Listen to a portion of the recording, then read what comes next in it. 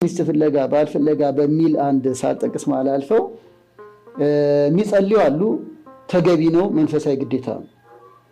ጸሎቱ ግን ከፍለጋ ጋር ነው እና እንደውም አንድ አባትን አንድ ልጅ መጥቶ አባቴ በቃ እድሜ ልኬን ጸለይኩኝ፣ ምንም ግን በቃ እንደው ጓደኛ ፍቅረኛ ላገኝ አልቻልኩም።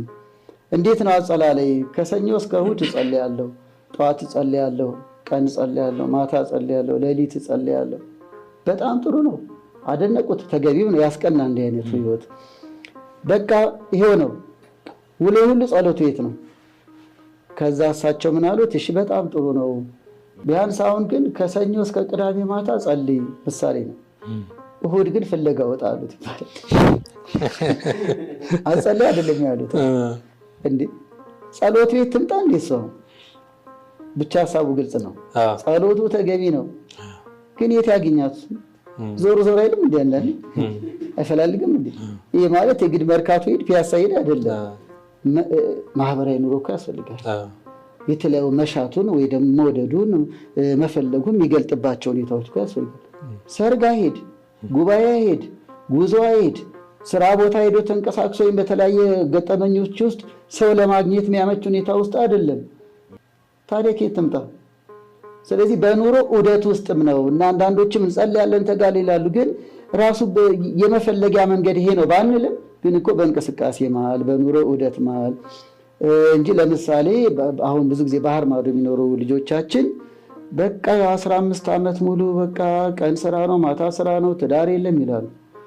እውነት ነው። በጣም በስራ በትጋት ያየኋቸውም ሁኔታዎች አሉ በአሜሪካን ሀገር እና አንዳንዴ እኮ ማህበራዊ ኑሮ ሲኖር መንፈሳዊ አገልግሎት ሲኖር ለዚህ ፐርፐዝ ብለን ባይሆንም ግን በእንቅስቃሴዎች መሃል እኮ ነው ሰዎች የሚገናኙት። ምንም አይነት ማህበራዊ ሚዲያ አልጠቀምም፣ ቤተክርስቲያን ሄጄ አላቅም፣ ሀዘን ለቅሶ ሄጄ አላቅም፣ ጠዋት ማታ ስራ ነው፣ ትዳር ዘገየብኝ ብለው ያለቅሳሉ። የት ይስጥሽ? ከየት ያገናኝሽ እግዚአብሔር? ፈለግ አግኝጃ እንጂም ይሄው ነው እንደ ቄሱ የምንለው እንዴ? የግድ ሀዘንና ለቅሶ ፍለጋ ሂጂ እያልን አይደለም።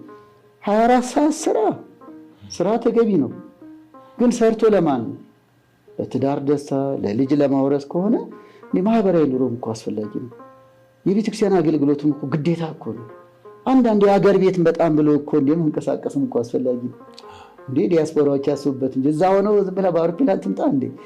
ይንቀሳቀሱ እንጂ ሀገር ቤትም ይምጡ፣ ገጠር የሚወረዱ እንጂ ወጣ ገባ ይበሉ እንጂ ዘመድ አዝማድ ጓደኛም ንስሐ አባትም ያማክሩ እንጂ 24 ሰዓት ስራ ላይ እድሜ ያለፈ ለምን ነው እግዚአብሔር የሚያማርሩት? እና ጸሎቱ እንዳለ ሆኖ ግን ፈለግ ያርጉ።